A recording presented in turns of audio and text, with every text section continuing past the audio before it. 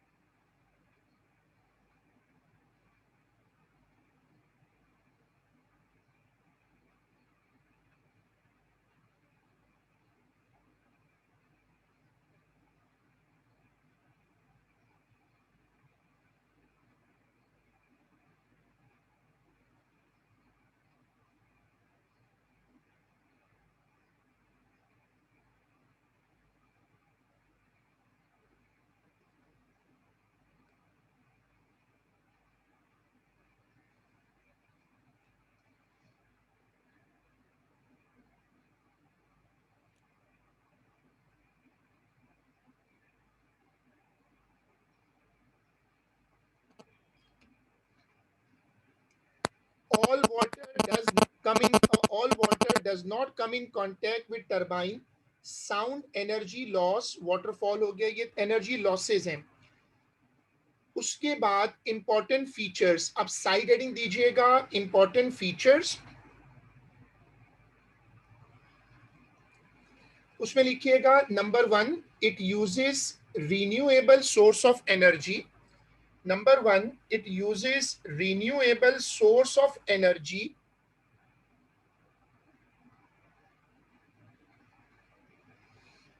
It uses renewable source of energy.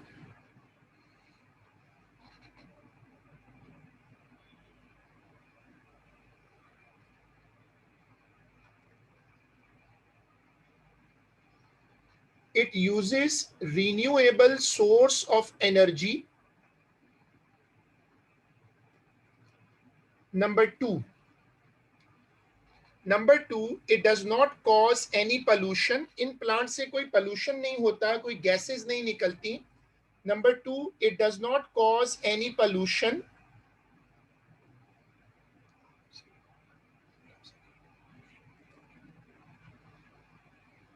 Number three,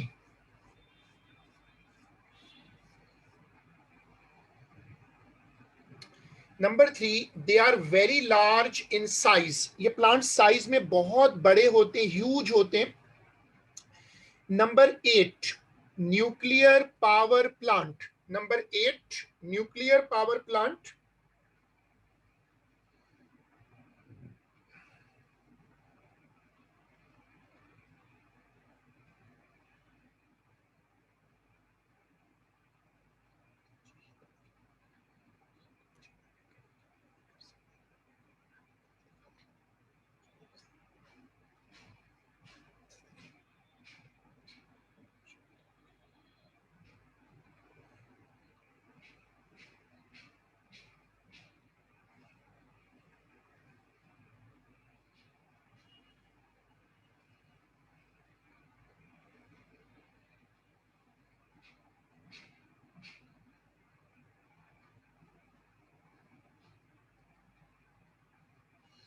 nuclear power plants जो हैं, ये मैंने आपको टॉपिक करवा दिया था न्यूक्लियर फिजिक्स के चैप्टर में।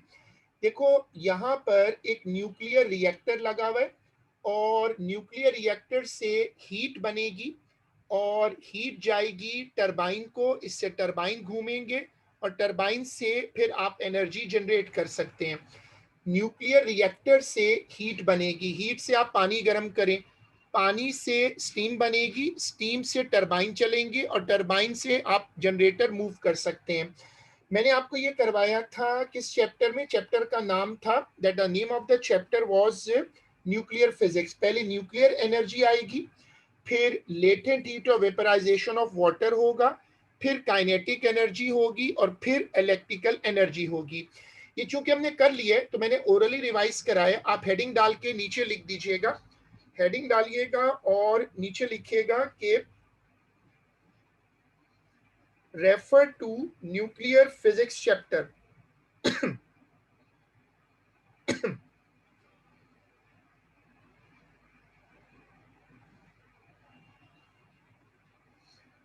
Refer to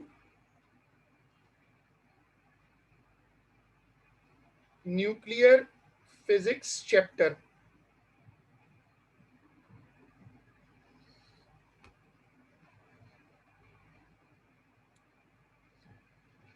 refer to nuclear physics chapter.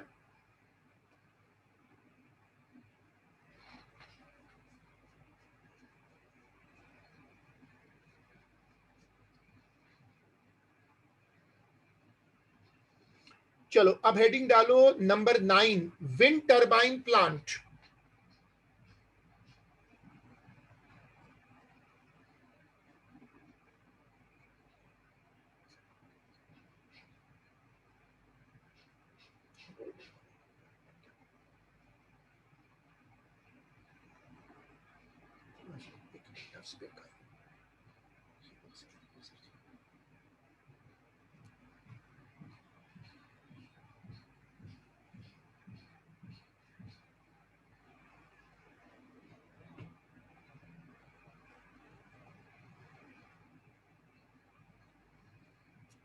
चलो अब देखो क्या है, विंड टरबाइन प्लांट, ये वो होते हैं जो जिनको आमतौर पे लोग कहते हैं विंड मिल। ये विंड है और सामने देखो एक टरबाइन लगा हुआ है। जब टरबाइन घूमेगा तो इसमें जनरेटर होगा, जनरेटर से इलेक्ट्रिसिटी बनेगी जिससे ये लैंप चलेगा। अब आप यहां देखो, यहां पर आपको विंड टरबाइन नजर आ रहे हैं। विंड टरबाइंस आपके पास बैक टू बैक लगे हुए हैं। ये बहुत सारे ब्लेड्स होते हैं जो आपको नजर आ रहे हैं, ये वाले ब्लेड्स देखें, ये बहुत सारे ब्लेड्स होते हैं और ये मिलकर इलेक्ट्रिसिटी जनरेट करते हैं, ये मिलकर इलेक्ट्रिसिटी जनरेट करते हैं।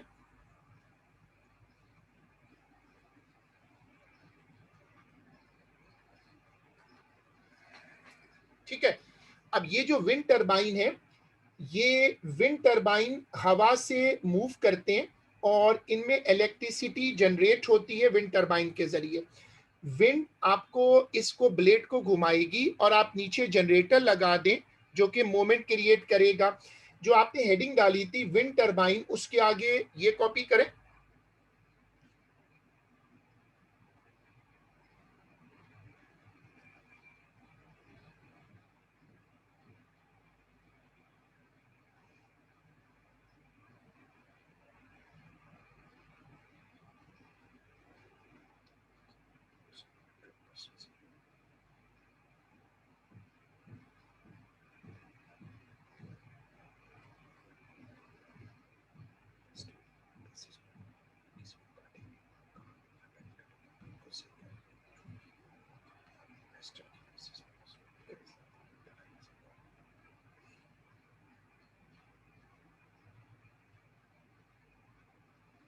ये वाली डायग्राम बना लें।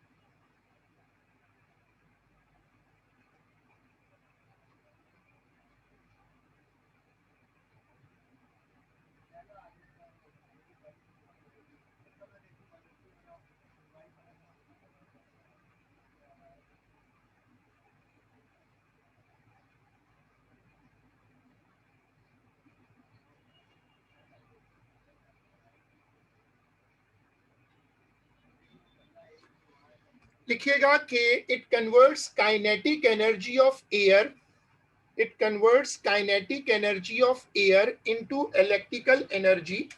It converts kinetic energy of air into it converts kinetic energy of air into electrical energy.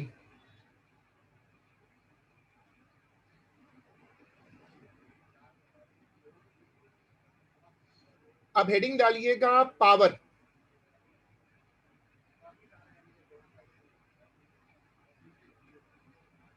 सबसे पहले पावर की दो डेफिनेशंस हैं क्लास 9th वाली, ये दो डेफिनेशंस कॉपी कर लें।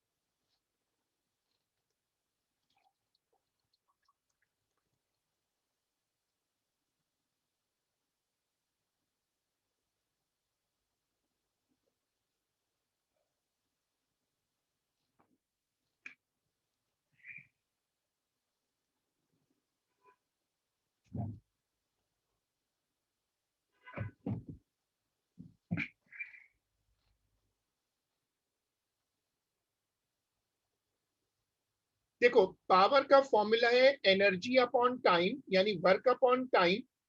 ऐसा यूनिट है वॉट। वॉट का मतलब है जूल पर सेकेंड। ये वाली स्क्रीन कॉपी कर ले।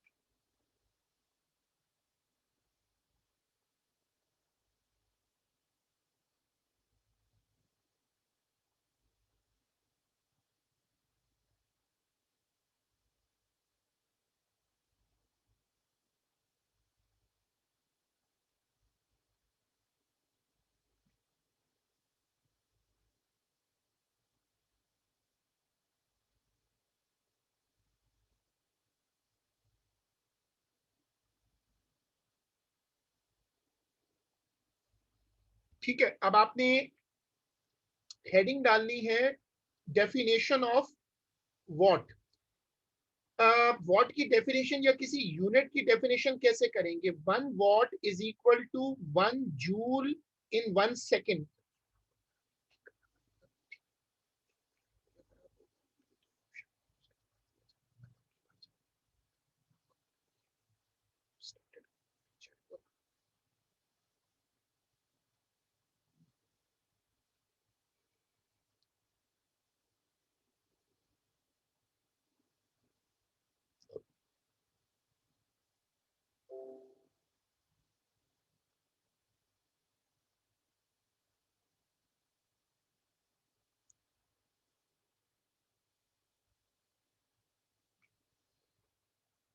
ये कॉपी करिएगा और इसके नीचे लिखिएगा कि if 1 joule energy is transmitted, sorry, if 1 joule energy is transferred in 1 second,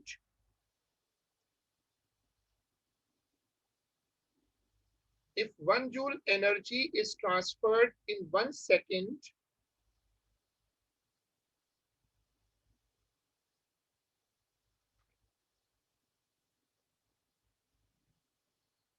if 1 joule energy is transmitted in 1 second, the power dissipated is 1 watt.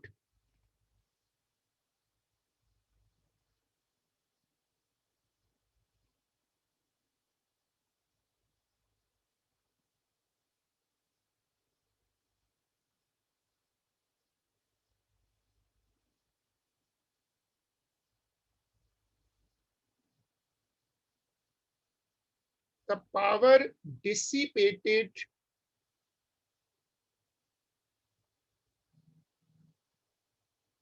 is 1 watt. अब देखो यहाँ एक लाइन जा रही है जो कि स्ट्रेट है। अब y एक्सिस पे पावर है, x पे टाइम है, तो एनर्जी क्या हुई? पावर इनटू टाइम, तो एरिया बन गया एनर्जी। ये वाली स्क्रीन कॉपी करिएगा।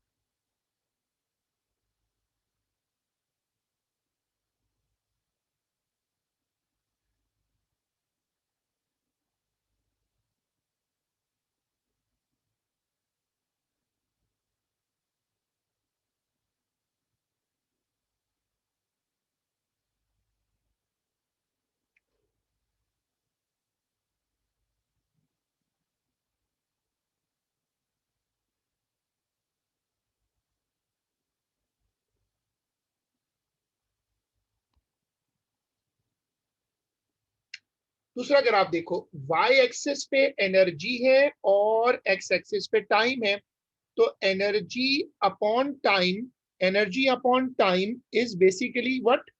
ये आ गया आपके पास ग्रेडियंट पावर है, पावर इज कांस्टेंट।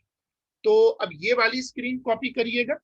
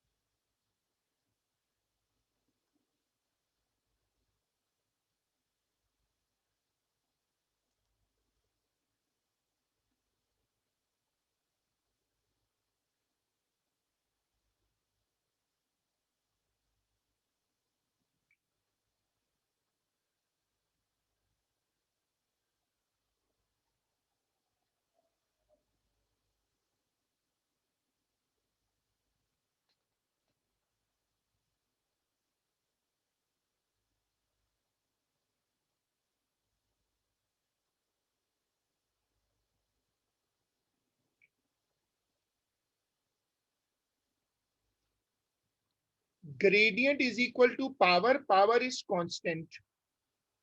अब देखो हमने ये ग्रेडियंट वाला कॉन्सेप्ट रख लिया, अब आप अगला कॉन्सेप्ट बनाओ पावर ट्रांसमिशन। जब पावर किसी चीज को मिलती है, जब पावर ट्रांसफर होती है, तो पावर के ट्रांसफर होने के दो तीन ऑप्शन होते हैं। एक होती है पावर आउटपुट, एक होती है पावर आउटपुट, फिर होता है पावर लॉस, और फिर क्या होता है पावर आउटपुट। तो पावर की ट्रांसमिशन के तीन तरीके हैं, पावर ट्रांसमिशन के तीन तरीके हैं, पावर आउटपुट, पावर इनपुट और पावर लॉस। ये वाली स्क्रीन कॉपी करिएगा।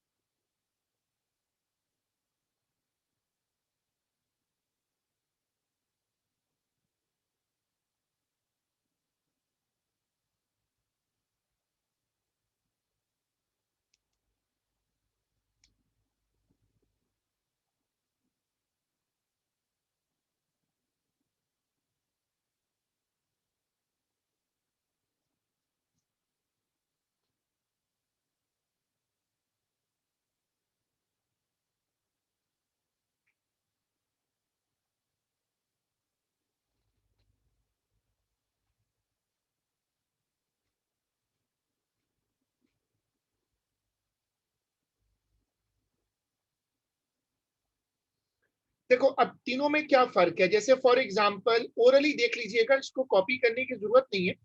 अब pulley is lifting a load at a constant speed, एक पुली है जो एक लोड को ऊपर लेकर जा रही है कांस्टेंट स्पीड पर। मैंने ये स्ट्रक्चर शो किया। यहाँ पर एक इलेक्ट्रिकल सर्किट लगा हुआ है जिसमें मोटर लगी हुई है। Power is equal to V I, और उसके साथ हमारे पास है इनपुट। ठीक है, अब यहाँ पर ये पुली रन कर रही है। जब ये पुली रन करेगी तो ये इधर घूमेगा, ये लोड ऊपर जा रहा है। Power output is equal to, power is equal to work upon time, M G H upon T. ये लोड ऊपर जाएगा और इसकी स्पीड जो है वो कांस्टेंट है। जब स्पीड कांस्टेंट होती है तो इसका मतलब काइनेटिक एनर्जी तो नहीं बदल रही, तो इसको तुम कहोगे पावर इनपुट। ये पावर तुम दे रहे हो और ये मशीन तुम्हें काम करके दे रही है, इसको कहते हैं पावर आउटपुट। तो जब भी कोई मशीन चलती है तो उसमें पावर लॉसेस भी होते हैं। यहाँ लॉसेस होंगे, पुली में लॉसेस होंगे। सो ये पावर की ट्रांसमिशन का कॉन्सेप्ट है। अब दो लाइनें छोड़कर हेडिंग डालिएगा एफिशिएंसी।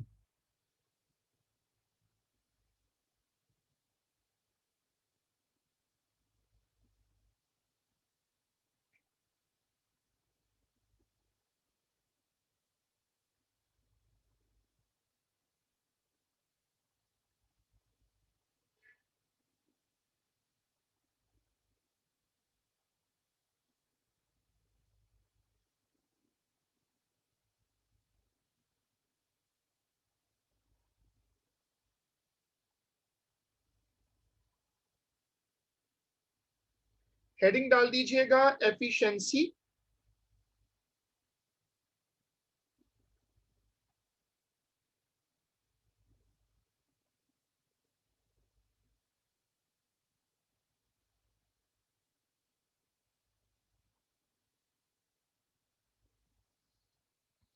हेडिंग डालिएगा एफिशिएंसी और उसमें कॉन्सेप्ट बनाइएगा कि एफिशिएंसी क्या होती है? It's a ratio of power output upon two power input. ये बेसिकली एफिशिएंसी, आप इसको कभी कभी देखिएगा एग्जाम में परसेंटेज में शो किया जाता है। हेडिंग डाल के लिखिएगा, it is a ratio, it is a ratio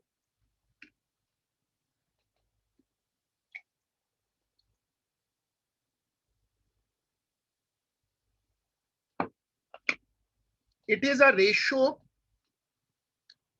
used to determine the performance of a machine. It is a ratio used to determine the performance of a machine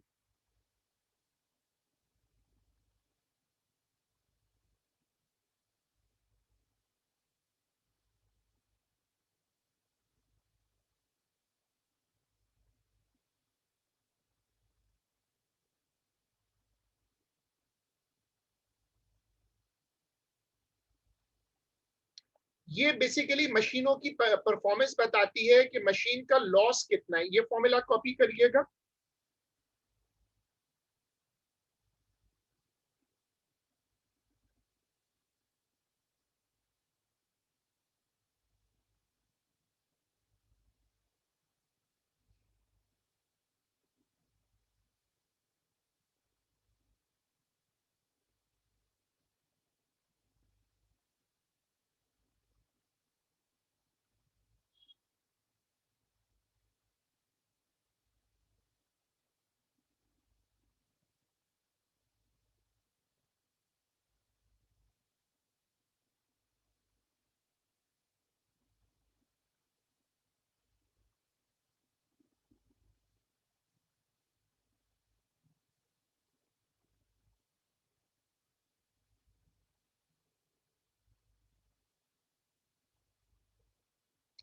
ठीक है, इसी फॉर्मूला में आप चाहें तो परसेंटेज भी लगा सकते हैं।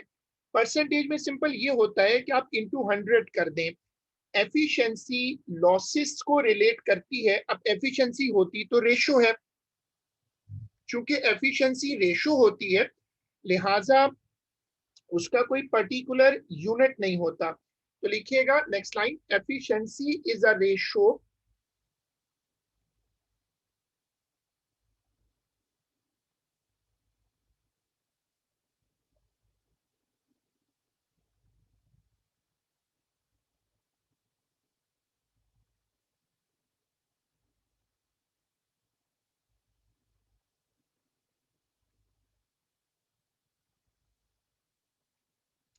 efficiency is a ratio, so it has no unit.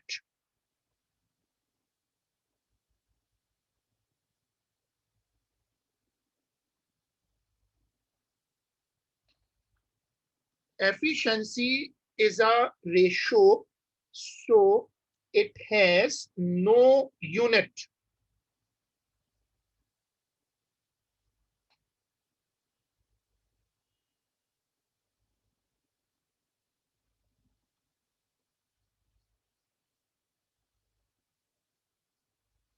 क्योंकि एफिशिएंसी सिंपल एक रेशियो है लिहाजा इसका कोई पर्टिकुलर यूनिट नहीं होता।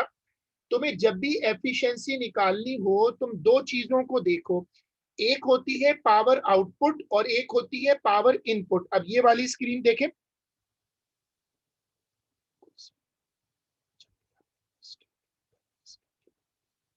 चले ये वाली स्क्रीन देखें। ये वाली, ये वाला एमसीक्यू करके दो।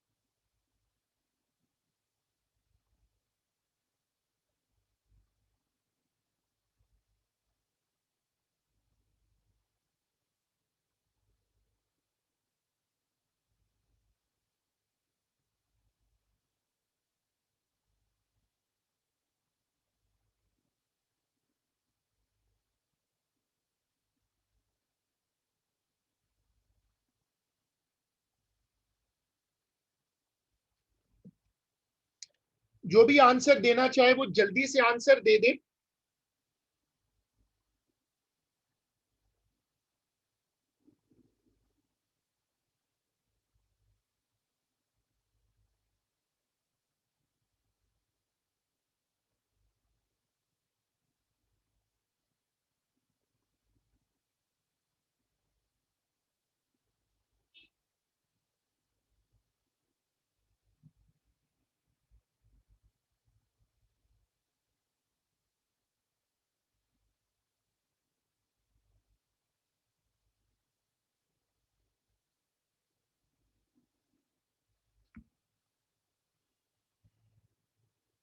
देखो, ये है पावर इनपुट 400 और ये है power output 100 upon 400 into 100, that comes to 25%। Working check करें, आंसर आ रहा है ए। जो जो भी ये सवाल कर रहे थे वो इसकी वर्किंग चेक कर लें।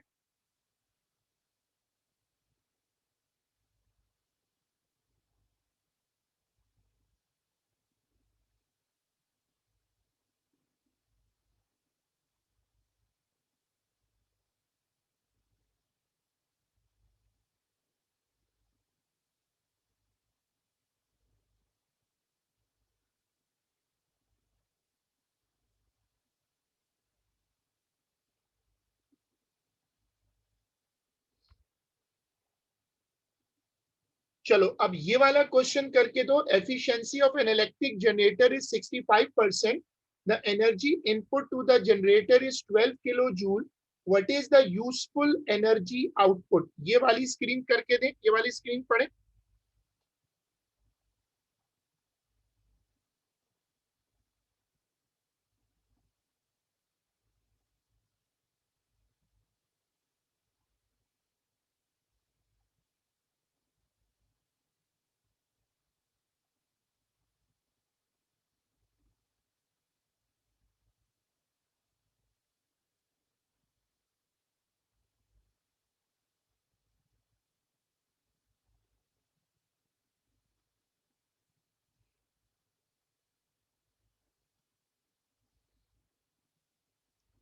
अब जो लोग इस सवाल को पढ़ चुके उन्होंने इसका आंसर कुछ लोगों ने दिया। फॉर्मूला है percentage efficiency is output upon input into 100। 65 is equal to X upon 100, X upon 12 into 100। इसको सिंप्लीफाई करो तो आंसर आ रहा है कुछ लोगों के पास सी। हाँ, आंसर सी है, सही है। वर्किंग कंपेयर कर लो, आंसर आ रहा है सी।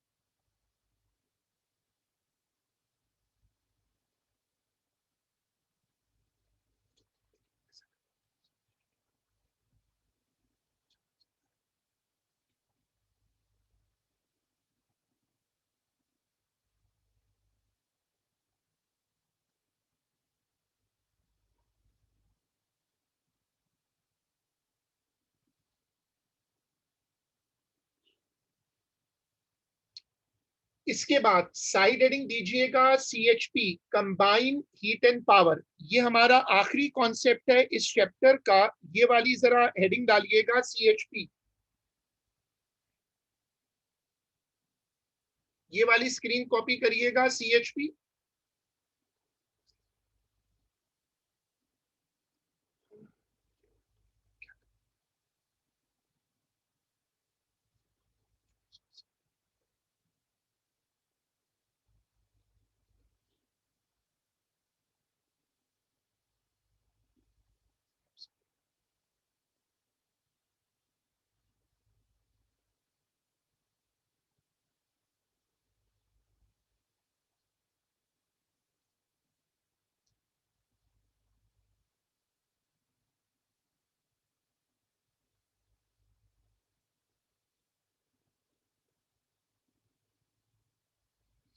इसका मतलब क्या है? देखो, इसका मतलब ये है कि अक्सर क्या होता है, जो लॉसेस होते हैं ना, वो हीट की फॉर्म में होते हैं। अब ये कॉन्सेप्ट कहता है कि जो हीट की फॉर्म में लॉसेस हो रहे हैं, उनको ना इस्तेमाल कर लो। जैसे जो मुल्क जहां पर सर्दी ज्यादा पड़ती है, जहां पर सर्दी ज्यादा पड़ती है, वहां पर क्या करते हैं कि जो हीट होती है वो प्लांट पर ही इस्तेमाल कर लेते हैं। लोगों के घरों को, जो प्लांट पे घर बने होते हैं, वहां दे देते हैं। असल में अप्रोच क्या है कि सबसे बड़ा एनर्जी लॉस होता है हीट। हीट को जाया मत करो, उसको यूज कर लो। तो आप नीचे लिखिएगा कि in this mechanism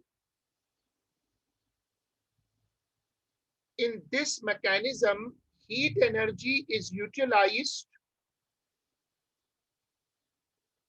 in this mechanism heat energy is utilized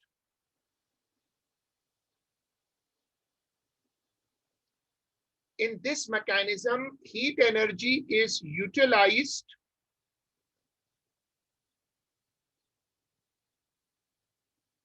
in this mechanism heat energy is utilized to increase efficiency to increase efficiency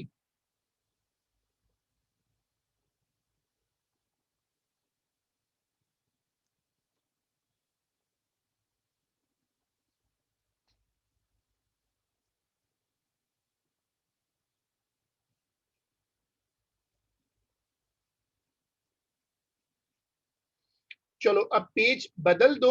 it's our next chapter, thermal properties of matter. Heading डालो thermal properties of matter.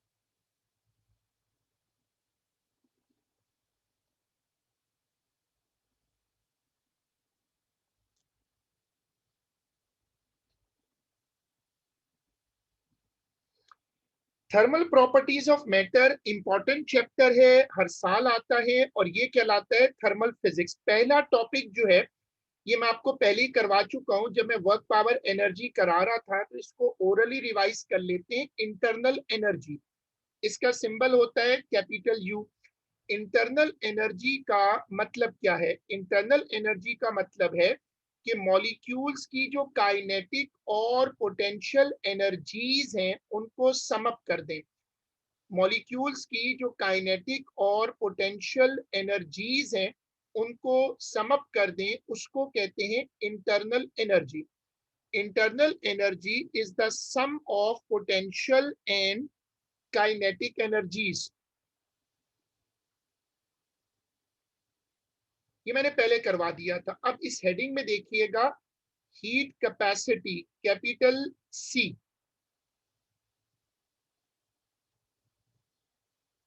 Heading डालें heat capacity capital सी।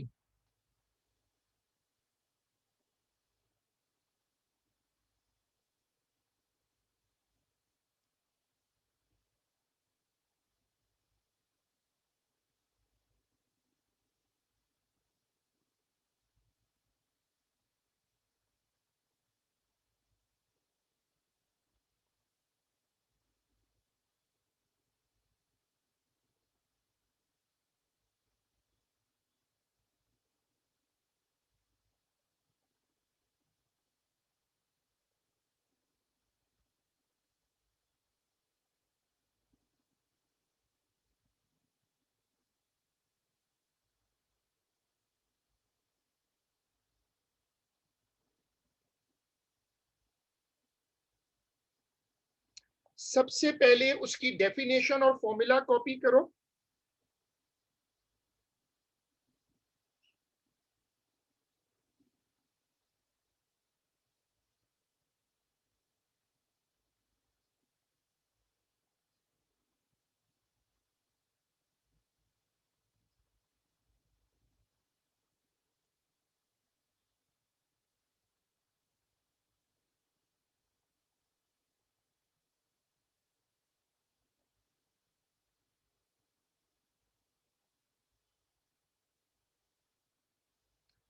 देखो, the heat capacity of a substance is the amount of heat energy that is required to raise the temperature by 1 degree centigrade और 1 kelvin. अगर किसी चीज का temperature 1 degree centigrade या 1 kelvin बढ़ाना हो तो उसके लिए आपको हीट एनर्जी देनी पड़ेगी। उसको हम कहते हैं, उस हीट एनर्जी को कहते हैं heat capacity, capital C. Formula देख लें और उसके नीचे वर्किंग देख लें।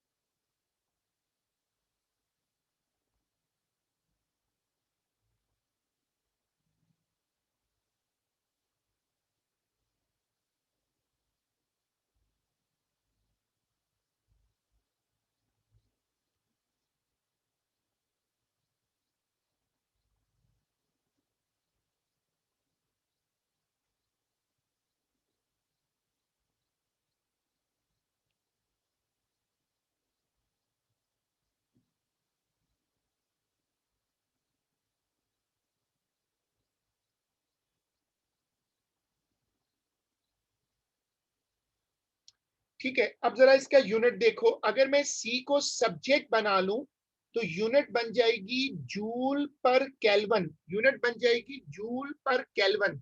अब ये फॉर्मूला, सॉरी, यूनिट कॉपी कर लो।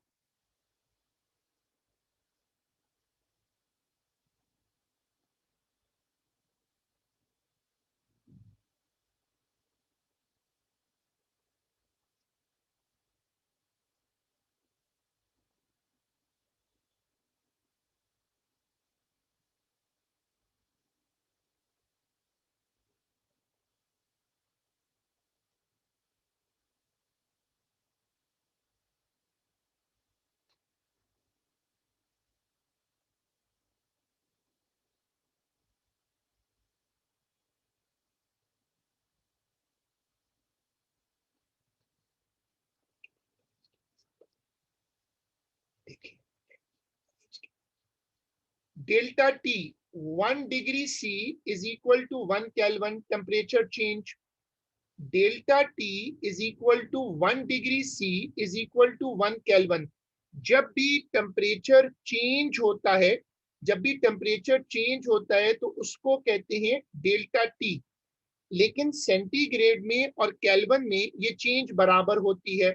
आप सेंटीग्रेड में चेंज करो या केल्विन में, अमाउंट सेम आएगा। तो ये वाली स्क्रीन कॉपी करिएगा।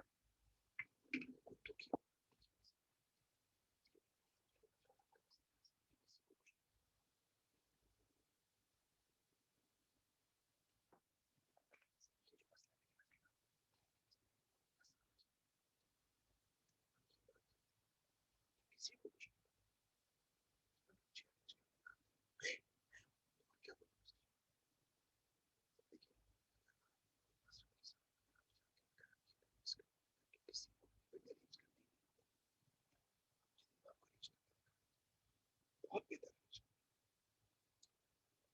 1 kg कॉपर अगर 15 डिग्री से 16 डिग्री पे जाएगा तो 2 kg कॉपर को ज्यादा हीट चाहिए होगी। सो एक प्रॉब्लम आया इनको कैपिटल सी के साथ। वो प्रॉब्लम क्या था कि कैपिटल सी एक सक्सेसफुल यूनिट नहीं बन सका, क्योंकि अगर 1 kg से 2 kg हो जाए तो सी का वैल्यू चेंज हो जाएगा। तो नीचे लिखिएगा कि heat capacity heat capacity could not be a workable quantity. heat capacity could not be a workable quantity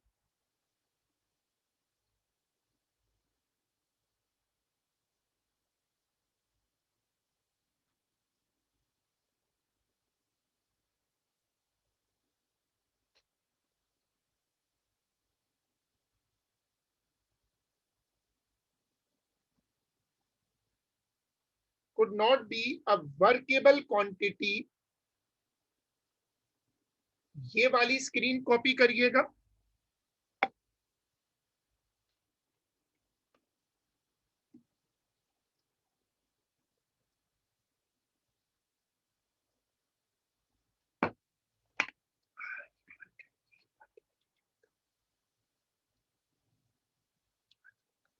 ये वाली स्क्रीन कॉपी करिएगा।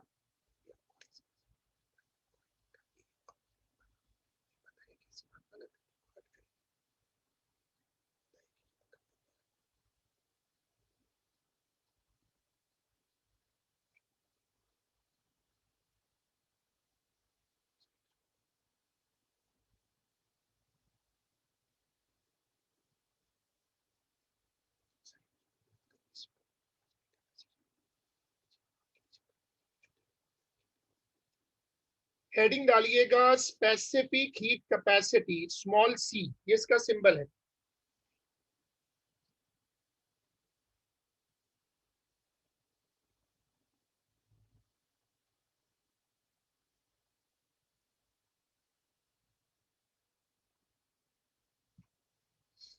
ये टॉपिक बहुत इंपॉर्टेंट है, ये डेफिनेशन बहुत रेगुलर पेपर में आती है। आप हेडिंग डालिएगा specific heat capacity small C.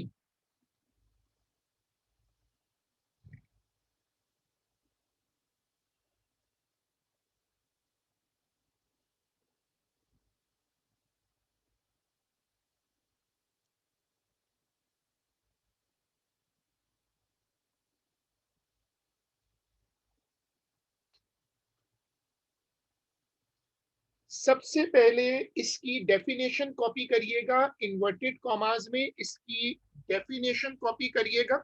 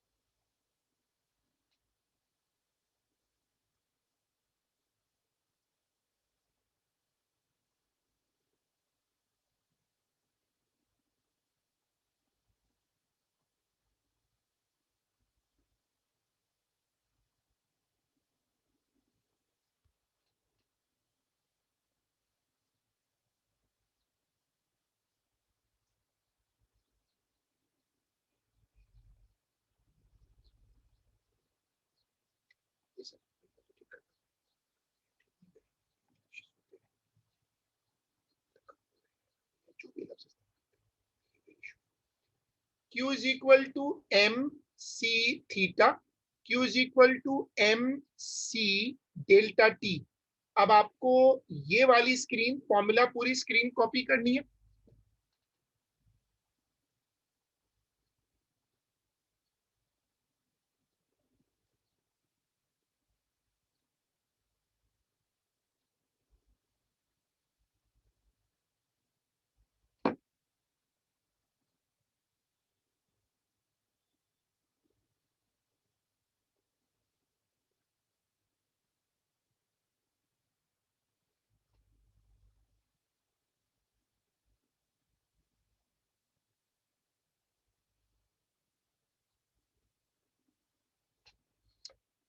ये फॉर्मूला बहुत रेगुलर पेपर में आता है, और अगर आप इस फॉर्मूला में देखेंगे तो M का मतलब है मास, C का मतलब है स्पेसिफिक हीट कैपेसिटी, थीटा का मतलब है टेम्परेचर चेंज और इसी को डेल्टा टी भी कहते हैं।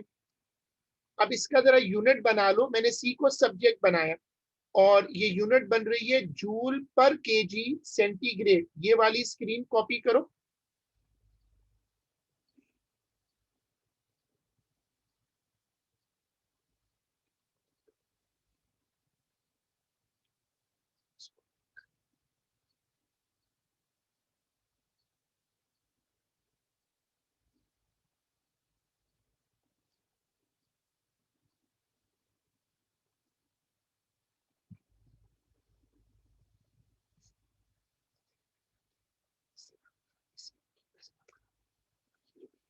किसी को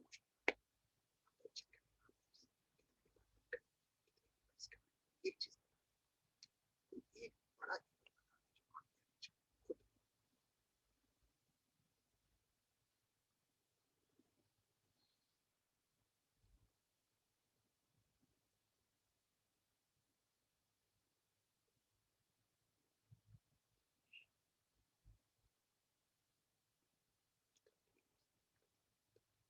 चलो इसको फिर आज फिजिक्स का काम यहीं तक है। इसको यहाँ तक रोक लें, इसको कंप्लीट कर लें और फिर हम इसको अगली क्लास में कंटिन्यू करेंगे। सब लोग आज का काम करके रुक जाए, यहाँ तक फिजिक्स वाला काम यहीं तक है।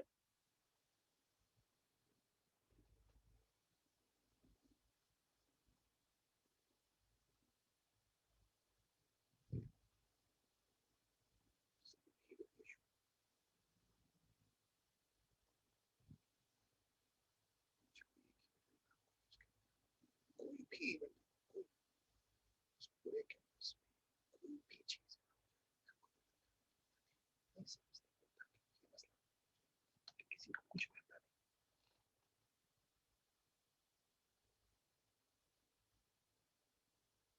अच्छा, जो लोग एडमेस की क्लास के लिए उनको जरा लॉग ऑफ मुझे करना पड़ रहा है, मैं दोबारा लॉग इन करूंगा तो they have to log in again. Sorry for inconvenience, मैं क्लास अभी यहाँ खत्म कर रहा हूँ।